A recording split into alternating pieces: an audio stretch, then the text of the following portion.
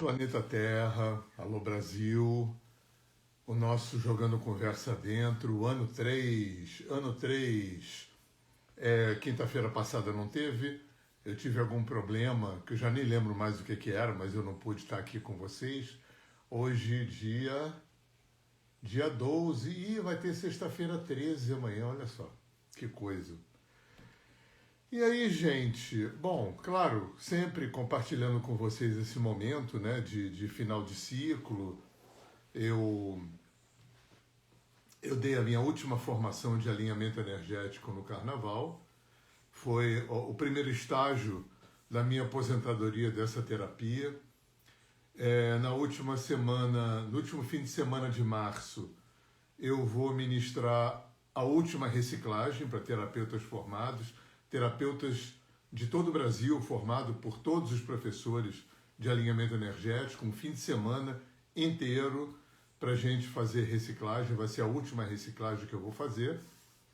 E no final de maio, último final de semana de maio e último de junho, a primeira, única e última formação de professores de alinhamento energético que eu vou ministrar. Vai ser online. Aliás, a reciclagem também vai ser online, ao vivo, vai ser gravada e disponibilizada.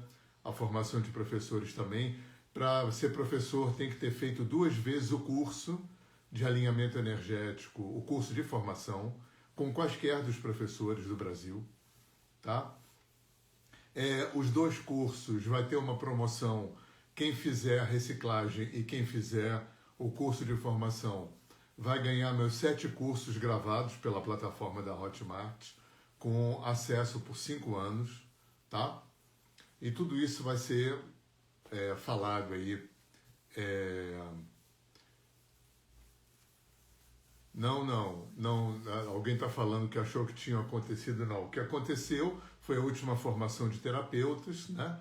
Agora, no último fim de semana de março, vai ter a última reciclagem e depois a formação de professores. Depois eu falo mais sobre isso, eu vou estar falando sobre isso aqui, tá? Rejane de Balneário Camboriú, me lembro de você.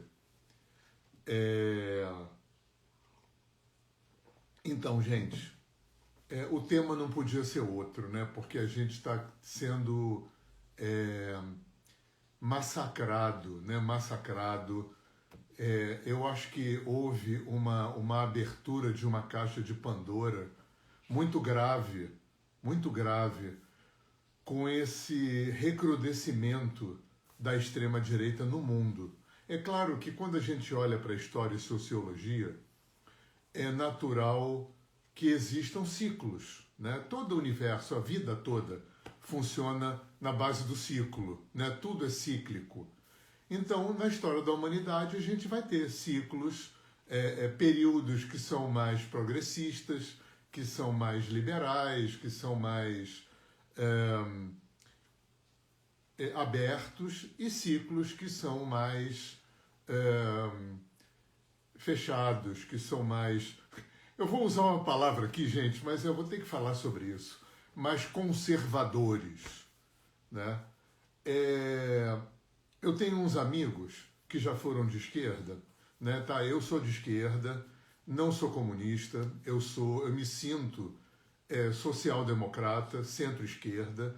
Eu acho que para o tipo de ser humano que habita o planeta, eu acho que o sistema mais possível, né? Levando em conta que o ser humano tem ambição, tem raiva, inveja, ciúme, apego, isso é natural do ser humano, né? Talvez por isso o socialismo e o marxismo nunca tenham vigorado no planeta, assim como aquilo que Jesus ensinou também não. Porque as 2 coisas requerem um ser humano muito avançado, muito cooperativo, muito desapegado, e não é a gente. Então, eu acho que um sistema de centro-esquerda, social-democrata, que seria uma mistura de socialismo, capitalismo e democracia, mais ou menos como são os países nórdicos, de alguma forma como é o Canadá, como é a Austrália, né? E como já foram algumas épocas alguns países da Europa, quando tiveram governos sociais-democratas. Então é aí que eu me posiciono. Bom, eu tenho uns amigos que foram de esquerda e hoje se dizem conservadores. Eu já me peguei nesse papo algumas vezes e é muito surreal, gente. Porque eu pergunto, você é conservador. Conservar o quê? Eu tenho um grande amigo de adolescência, né, que agora é conservador. Né? Ele se diz de centro-direita. Eu, aliás, eu falo isso para ele, eu acho que um sistema saudável seria um governo, uma Câmara, um Senado que tivesse centro-esquerda e centro-direita. Não tivesse nem extrema-direita, nem extrema-esquerda, nem o câncer. Né? Para mim, o grande câncer da política brasileira, que é o centrão. Né? O centrão é que catalisa a bancada da bala, a bancada da Bíblia, né? A bancada ruralista, né? Todo o que há de mais conservador no mau sentido, né? De mais antiprogressista, né? De mais capitalista no mau sentido, é o grande câncer. Eu acho que a última Constituição, aquela de 80 e poucos, né, que está vigorando hoje, foi um avanço? Foi. Foi. A gente vinha de ditadura, aquela coisa toda, foi aquela festa toda com Ulisses, mas aquela Constituição, ela criou o câncer da política brasileira, que é o centrão. Então, a política podia não ter centrão, não ter extrema-direita, nem extrema-esquerda, que na verdade não tem no Brasil, e as poucas vezes que teve, foi absolutamente inócuo, né, como extrema. Mas extrema-direita está no mundo inteiro. Então, aí eu perguntei para esse meu amigo, você agora é conservador, você quer conservar o quê? Eu quero conservar a ética, a honestidade, a não corrupção na política, a família, os valores. Eu falei, eu também. A esquerda também quer conservar isso. Né? A mesma coisa. Mas, na verdade, gente, não é isso não. O que a direita quer conservar é privilégio, é o direito de mentir, chamando de liberdade de expressão, é o direito de ser misógino, machista, homofóbico, transfóbico, racista, né? É o direito de manter a pirâmide social, que é a que a gente aprende na aula de geografia. Lembra de pirâmide social? Isso não é propaganda comunista não, gente, isso é aula de geografia. Pirâmide social. Pouquinha gente aqui detendo capital e poder, às custas de um monte de gente na base. O capitalismo se estrutura assim. A nossa cultura se estrutura assim, o mundo inteiro se estrutura assim. E a gente aprende isso na escola. Isso é o que o Mahatma Gandhi chama de ganha-perde. E eu aprendi, eu tive uns professores maravilhosos. Eu estava falando isso com um amigo meu que está morando agora aqui no sítio. Uma das frases mais importantes que eu ouvi na minha vida é: não existe ganho real se esse ganho for às custas da perda de alguém ou de alguma coisa. E o capitalismo só existe e só se nutre da perda de alguém ou de alguma coisa. Porque o capitalismo, ele se nutre de exploração do homem pelo homem e de exploração da natureza. Ele se nutre de consumismo, de futilidade, de acumulação. Isso não é propaganda comunista, isso é o que é. É assim mesmo. O capitalismo se nutre de acumulação. Se nutre de exploração do homem, se nutre de exploração da natureza. É só você ter um mínimo de informação. Eu não estou fazendo julgamento de valor. Eu estou aqui constatando. É isso que o conservador quer conservar. É isso. É o direito de igreja não pagar imposto, né? É o direito de expulsar a população de rua das ruas e acabar com o trabalho do Padre Júlio, né? É isso que conservador quer conservar. Porque conservador adora ditadura, adora censura, detesta ciência, detesta cultura e arte. Gente, os conservadores até hoje não têm a menor ideia de quem foi Paulo Freire e do que é Lei Rouanet. Chega a ser patético. Patético. Eu já desisti de falar com a direita que Paulo Freire era um método de alfabetização para adulto. Ah, porque as crianças, o Paulo Freire está destruindo a família e as escolas. O método Paulo Freire nunca foi usado no Brasil. Teve uma experiência no Nordeste. E é um método de alfabetização de adulto. Hoje mesmo eu vi, eu não tenho X, tá? Eu me recuso a ter X e Telegram. Mas como eu tenho Threads, e acaba caindo coisas de X. Gente, é surreal. É surreal. Eu já cansei de falar para as pessoas da Lei Rouanet, né? Eu falo, gente, vai no site da Lei Rouanet e vê quem são as 10 artistas que mais captaram recurso da Lei Rouanet. Os 10 artistas são sertanejos de direita. Mas por alguma razão a direita precisa conservar essa burrice, né, de insistir que Paulo Freire e Lei Rouanet são o que não são. Então é isso que o conservador quer conservar. Não é ética, família, né? Eu desisti de falar para conservadores que tem uma diferença entre descriminalizar e liberar. A esquerda não quer liberar as drogas, nem liberar o aborto. A esquerda quer descriminalizar o aborto e descriminalizar as drogas. Ou seja, usuário é problema de saúde, não é problema de policial. É isso. Mas, por alguma razão, eu não acredito que a direita seja tão burra que não entenda nada disso. A direita precisa falar tudo isso para ter algum tipo de argumento, porque a direita moderna, né, graças principalmente a um cara chamado Steve Bannon, que foi o cara que inventou as fake news, a direita se nutre disso, da mentira. Tanto que a coisa mais patética que a gente tem é uma direita querendo melar o STF, tentando regulamentar a rede social, porque a direita precisa mentir. A desinformação é a arma mais importante da direita. Por que eu estou falando tudo isso se o papo é sobre machismo? Sobre misoginia, homofobia? Porque isso tudo está no bolo. Porque essa onda, essa nuvem negra de extrema-direita, né, tirando a tortura,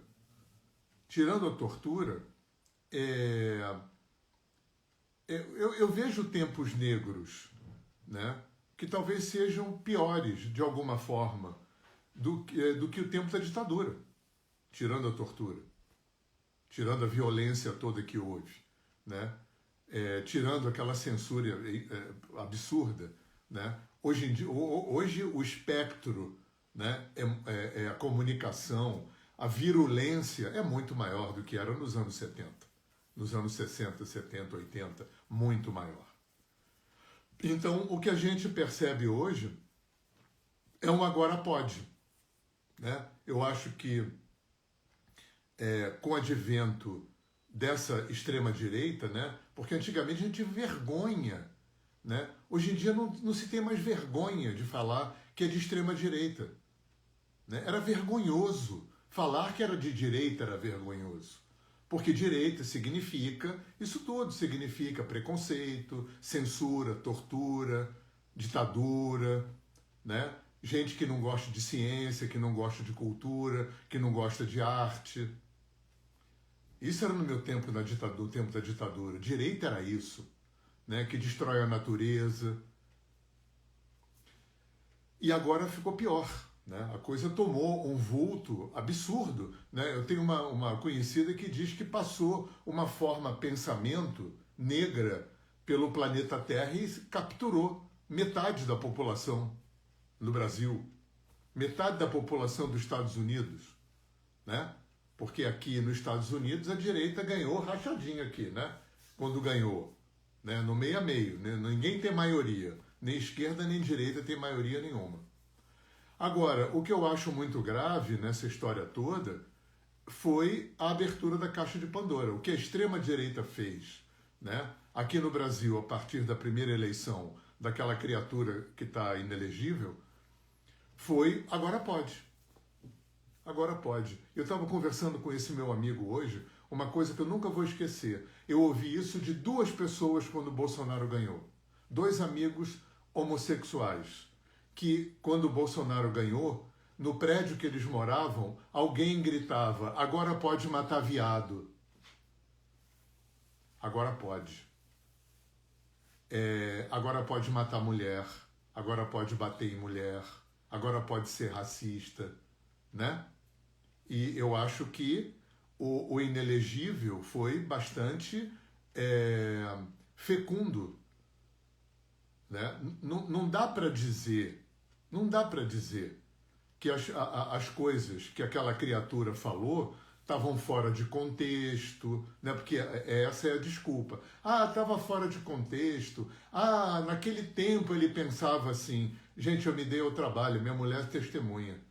Na primeira campanha do inelegível, eu me dei ao trabalho, gente, de ver todos os vídeos que tinham na internet, de ler todas as reportagens. Se você quer ficar de cabelo em pé, leia a entrevista do inelegível na Playboy. Você vai achar no Google. É de ficar de cabelo em pé. Então, aquelas frases todas, homofóbicas, misóginas, racistas, a favor de tortura, de censura, foram abundantemente repetidas ao longo de décadas. De décadas. E só uma forma pensamento que capturou metade do Brasil, né? Hoje a impressão que eu tenho hoje, que eu não tinha no tempo da ditadura, é que a gente está vivendo duas realidades paralelas. O Brasil hoje, né, polarizou tanto que parece que tem duas realidades, né? O que é verdade para um não é verdade para o outro, duas realidades paralelas. Agora, honestamente, para mim, né, que sou de esquerda, mas que não sou de extrema esquerda, nem sou petista, nem lulista, mas voto no Lula. Como eu falei, eu sou centro-esquerda, eu sou social-democrata. Na verdade, eu sou anarquista, eu sou utopista, mas eu sei que a utopia é impossível, né? Eu investi muito em utopia na minha juventude, no anarquismo, né? No sonho de um planeta sem países, de uma nação só, né? de uma humanidade só, sem dinheiro, sem polícia, sem político, com liberdade, fraternidade e igualdade para todo mundo, mas isso não existe. Tanto que, como eu falei, Marx nunca funcionou e Jesus Cristo tampouco, porque eu acho que essa nossa humanidade não está pronta para isso. Gente, a gente está olhando para os confins do universo, através do Hubble e daquele outro telescópio mais potente que eu esqueci o nome. Eu acompanho umas páginas de astrofísica para leigo e recentemente descobriram uma teia de galáxias, nos confins do Judas do universo, cujo comprimento é de alguns bilhões de anos-luz. Isso é uma teia só, tem outras. A gente está vendo isso. A medicina está avançadíssima na cirurgia, no diagnóstico, na dor. Olha como a gente avançou. E a gente continua matando mulheres. E a gente continua sendo homofóbico, racista. A gente continua destruindo a natureza. A gente continua perseguindo os povos da floresta. A gente continua envenenando o nosso solo com essa agricultura absurda que é o agronegócio, de monoculturas imensas, cheias de veneno, assoreando os rios, poluindo os aquíferos. O aquífero Guarani já tem traços de agrotóxico. É isso que o conservador quer conservar, o direito de fazer isso. Né, Manfredo? Eu estou falando de um amigo nosso comum, muito querido, que agora é conservador. Né? E eu estava falando aqui que eu perguntei o que ele queria conservar. E tudo que ele falou que queria conservar, a gente também quer. A esquerda quer conservar a família, a ética, a honestidade, a não corrupção. Né? Tudo isso que conservador diz de boca Porque tem dois discursos do conservador de direita, né? O discurso fantasia e o discurso de verdade. O fantasia é esse aí, né?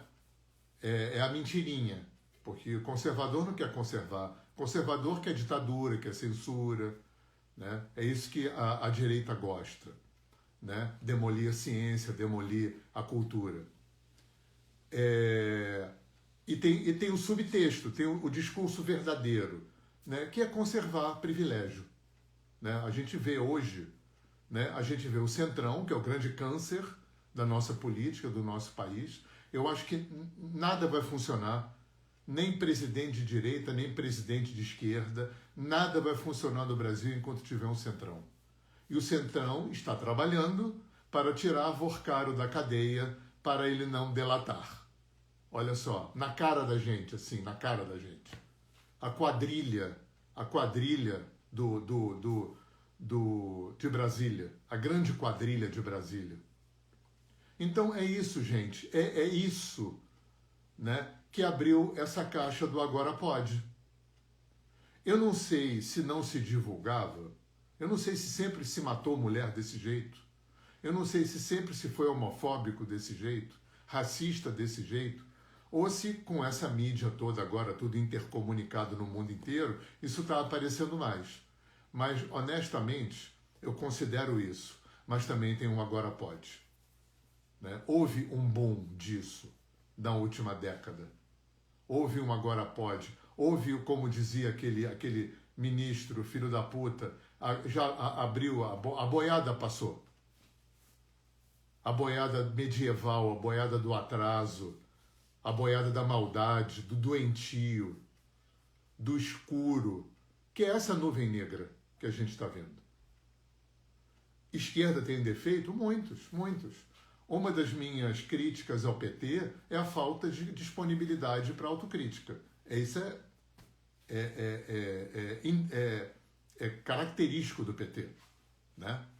Mas eu ainda acho, porque a gente tem um negócio interessante, né? Eu fiz um texto sobre isso, as três esquerdas, né? A gente tem a esquerda teórica, né? Que é todo o sistema filosófico e econômico que Marx e Engels, né? E depois foi continuado por Lenin, enfim, né? Que é os comunistas, os marxistas, né? Toda essa gama de material teórico que foi gerado. Isso é uma coisa. A outra coisa é o que foi feito disso. Então a gente tem Rússia, China, Cuba, Coreia do Norte, teve o Vietnã, né? E a gente pode olhar, por um lado, nem de perto o que Marx programou aconteceu, nem de perto.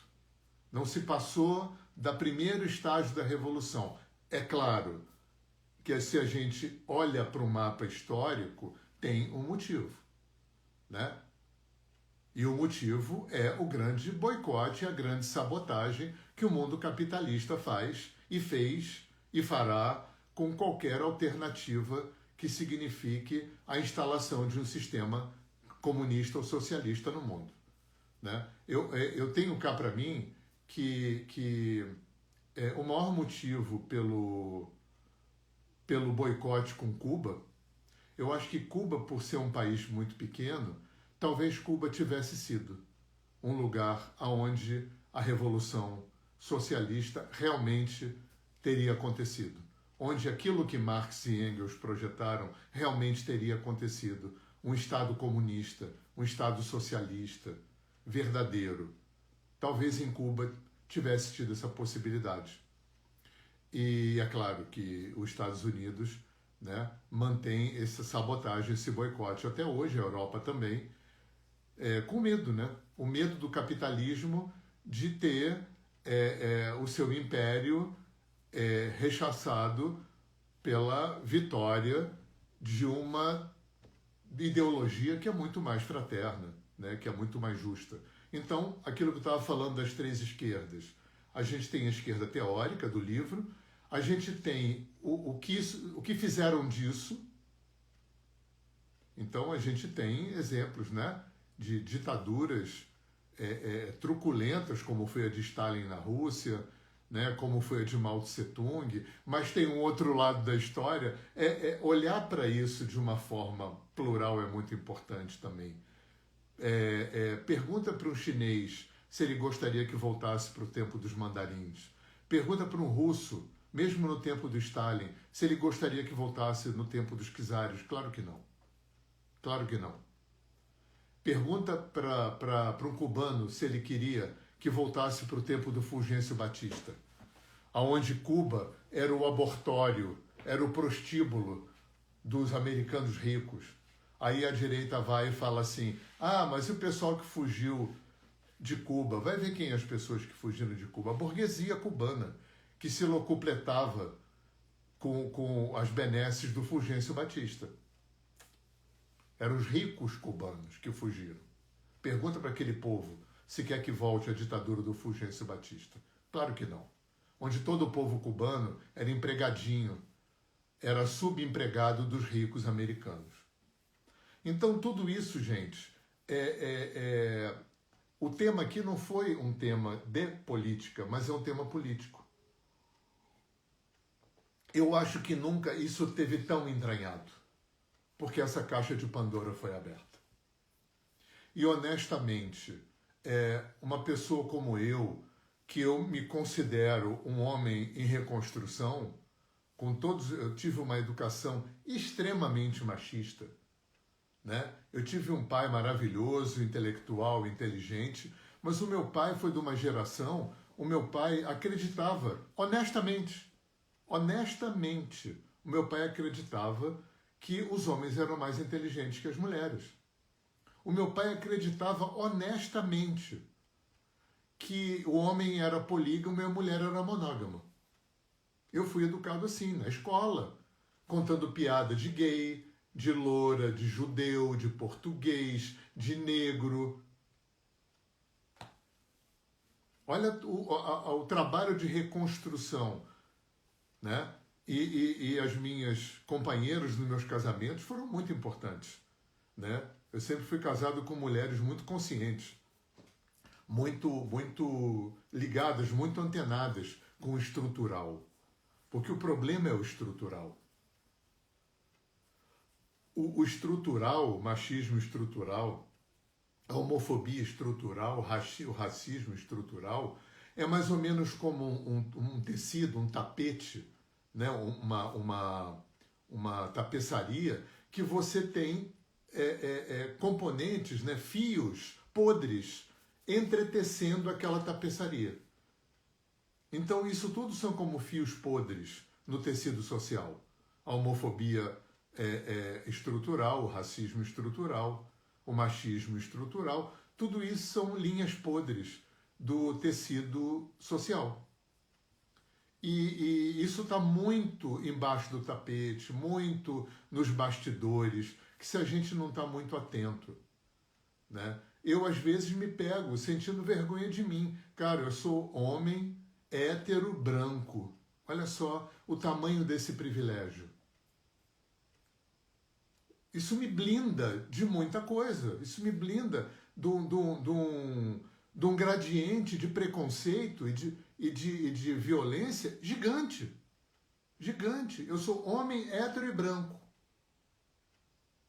Eu estou a salvo do racismo, né? da homofobia, da misoginia e do machismo. Cara, às vezes dá vergonha. Dá vergonha de ser homem, hétero e branco. Num mundo, aquilo que eu falei, num mundo onde a gente está vendo galáxias, descobrindo regiões imensas e profundas no universo. Né? Agora os americanos, a NASA falou que vai levar o homem na Lua de novo, já estão querendo chegar em Marte, né? Já vão estragar a Lua, estragar Marte também, né? Vai ser uma merda. E a gente está indo para Marte, mas está matando mulheres. Tem trabalho escravo no Brasil à beça. À beça. À beça. Homossexuais e transexuais estão sendo mortos todo dia. Todo dia. Homens negros estão sendo tratados de forma diferenciada pela polícia o tempo todo, porque são negros. Então, gente, é terrível. É terrível. É um momento sociológico, antropológico, histórico, de uma gravidade enorme, mas que é cíclico, né? Vai passar, porque eu acredito ainda que tem uma essência bacana no ser humano. Mas eu não esqueci, não. Eu estava falando das 3 esquerdas, né? Porque, como eu disse, eu escrevi um texto sobre isso, e falando a esquerda, é que eu vou contando outras coisas, mas depois eu volto. Então a gente tem a esquerda teórica, que é dos livros.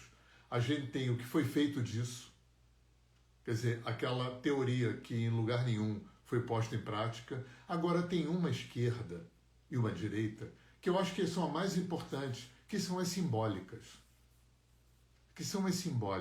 São essas, né, o que afeta a gente hoje, né, o que norteia, o que mobiliza, não é o teórico, nem é o que foi feito disso, é o simbólico. E aí não adianta, né? A direita que me desculpe, mas quando a gente pensa em direita, gente, a gente pensa em tortura, a gente pensa em censura, a gente pensa em ditadura, a gente pensa em racismo, a gente pensa em homofobia, em machismo, em xenofobia. Porque é isso que a direita fomentou ao longo da história da humanidade. É isso que as vertentes não progressistas, né, fomentaram. Dominação do homem pelo homem, destruição da natureza, supremacia do mais forte sobre o mais fraco, do mais rico sobre o mais pobre. Isso é história, isso é sociologia, antropologia, não é doutrinação comunista. É terrível. E quando a gente pensa em esquerda, simbolicamente, gente, a gente pensa em proteção da natureza, em ecologia, né? em igualdade de gênero, em igualdade racial, em não racismo, em não homofobia, em não preconceito, em implementação da ciência, da arte, da beleza, da alegria, né? Do não preconceito, da tolerância, da paciência, da fraternidade, da compaixão. Existe uma coisa simbólica. Isso acontece com as pessoas também, né? A gente tem um Lula real e um Lula simbólico. A gente tem um Che Guevara, que foi um ser humano, e a gente tem um Che Guevara simbólico. Então, pessoas que fazem diferença,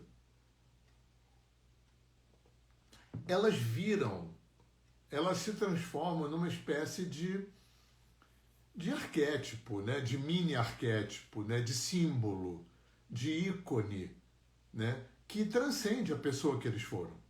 Transcende.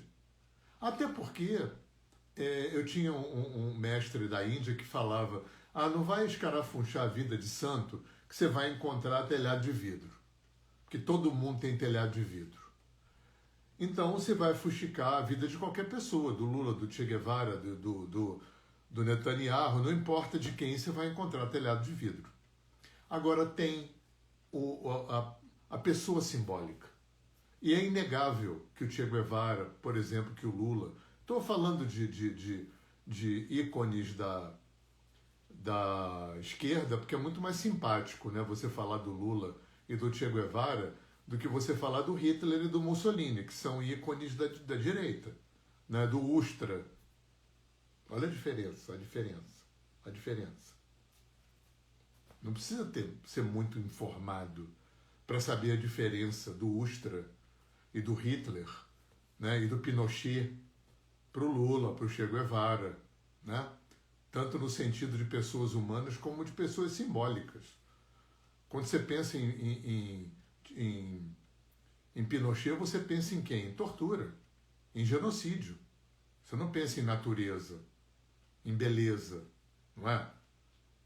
Então, esse é um assunto, né, um assunto longo. A ideia da gente aqui realmente jogar titicas de luz no ventilador, jogar conversa dentro, refletir de uma forma descompromissada. Esse foi o espírito que me motivou a estar aqui toda quinta-feira, né, a compartilhar com vocês reflexões, né? Eu sempre começava meus cursos, sempre começo os meus cursos com uma frase de Buda que eu gosto muito, que eu acho de uma humildade, de uma sabedoria imensa. Ele dizia: não acredite em nada que eu falar, não acredite em nada que você lê nos livros sagrados, não acredite em nada que você ouvir mestre falando. Ouve, lê, pratica, experimenta. Funcionou? Bacana. Não funcionou? Continua a tua história. E isso é antítese do que, por exemplo, as igrejas evangélicas fazem, né? Para poder manipular, para poder se aproveitar dos dízimos, dos dinheiros, do poder, né? De não pagar imposto, de poder funcionar como uma força política paralela. Tudo muito escroto, né? Em bom português. Tudo muito escroto. Então, gente, eu acho que o convite aqui é para a gente estar muito bem informado, né? Para a gente ter muito cuidado onde a gente se informa, o que a gente lê, aonde a gente nutre a nossa reflexão. Porque uma das características... Honestamente, gente, assim, honestamente, eu já tentei ter conversas inteligentes, ter conversas cultas com gente de direita e nunca consegui. Outro dia eu estava lendo alguém, eu não me lembro quem foi, que falou que os intelectuais de direita acabou. No tempo da ditadura tinha. O Brasil teve intelectuais de direita muito proeminentes, muito cultos, gente muito culta. Hoje em dia, quem que você tem? O Pondé? Talvez. Por aí. Eu nunca consegui. Eu nunca consegui. Eu tenho uma ética, tá? Quando eu vi, logo na primeira campanha do Bolsonaro, quando eu vi família brigando, amigos brigando, né, que foi uma loucura aquilo, né, quando começou esse processo da cisão, da polarização, eu fiz um voto, que eu não ia brigar com ninguém. Eu não briguei com ninguém, eu não cancelei ninguém. Eu tive que bloquear uns haters, os poucos haters que apareceram nas minhas redes sociais, porque, graças a Deus, eu nunca atraí muito hater, mas com alguns amigos de direita ficou explícito que política não era uma conversa que a gente tinha que ter, e com alguns outros poucos amigos eu tive que explicitar, falar: querido, olha só, vamos deixar a política fora disso, fora da nossa história, né? Porque eu tentei algumas vezes com pessoas que quiseram argumentar. Gente, honestamente, eu não estou dizendo que não tem gente inteligente e culta na direita e na extrema. Na extrema direita eu duvido que tenha. Mas na direita eu nunca encontrei uma pessoa que sustentasse argumentações históricas, né? Nada erudito, minimamente, para fugir um pouco do Paulo Freire, da Lei Rouanet, desse tipo de coisa. Não tem. Não tem. É uma repetição de jargões, né? É uma repetição de chavões, é uma repetição de nada, de um monte de merda seca, né? Um monte de merda seca. Eu nunca vi um argumento consistente. Eu nunca vi uma elaboração histórica, filosófica, ideológica, minimamente inteligente, gente, honestamente. Eu não estou dizendo que não tenha, tá? Eu estou dizendo que eu nunca vi.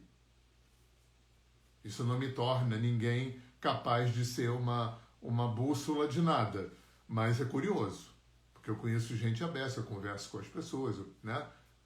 E ficou para mim essa impressão, né?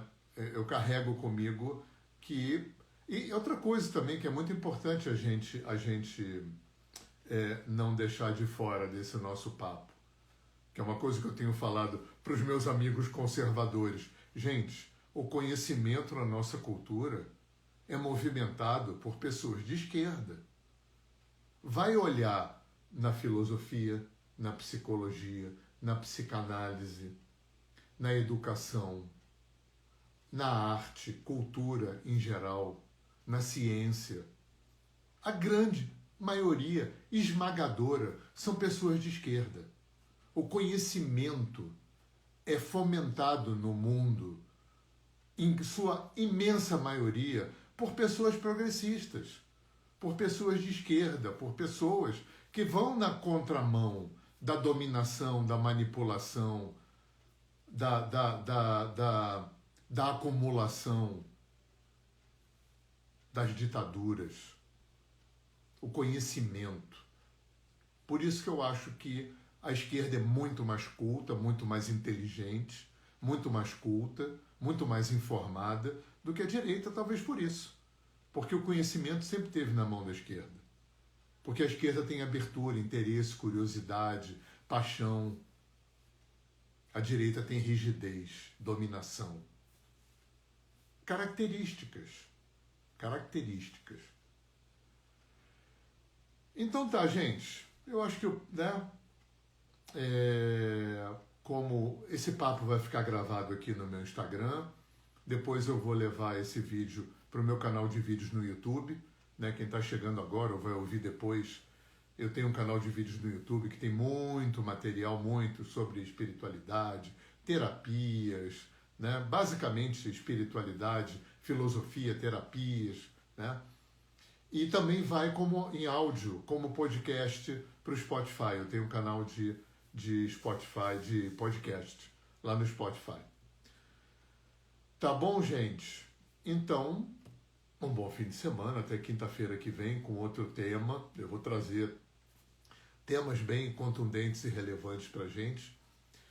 Vou trazer algumas pessoas esse ano também para compartilhar aqui na live também, gente trazendo temas interessantes. E alinhadores energéticos do Brasil, terapeutas de alinhamento energético, quem fez curso de alinhamento energético com quaisquer dos professores no Brasil e quer reciclar, relembrar, treinar, estudar comigo. Gente que não estudou comigo, é a última oportunidade, tá bom? Entre em contato comigo, que a gente está com um grupo de WhatsApp, onde está indo todo mundo que está interessado em fazer a reciclagem, e no dia 19, que é quinta-feira que vem, a gente está abrindo as inscrições. Vai ser 28 e 29 de março, aulas de 9 da manhã às 6 da tarde, gravado. Vou disponibilizar a gravação para vocês. Vai ser online, ao vivo, mas vai ser gravado e disponibilizado por 5 anos. E você ainda vai ganhar os meus 7 cursos gravados pela plataforma da Hotmart. Agora tem que ter feito o curso de alinhamento energético com alguém, tá bom? Um beijo para vocês. E, gente, a gente está vivendo um momento muito difícil, Então, vamos nos informar bem, vamos nos reeducar, porque o machismo estrutural, a homofobia estrutural e o racismo estrutural são fios podres que compõem o tecido social da nossa cultura. Remover esses fios para compor melhor o tecido social vai começar por recompor dentro de cada um de nós, tá? Não achar mais graça em piada de gay, piada de negro, piada de judeu, piada de loura. Porque a direita tenta mimimizar. Isso é mimimi, não tem problema, relativizar. Não vamos relativizar, não. Homofobia não se relativiza, racismo não se relativiza. Machismo e misoginia não se relativizam. A gente combate, a gente se informa e a gente se reeduca. Beleza? Beijo para vocês, bom fim de semana, até quinta-feira que vem.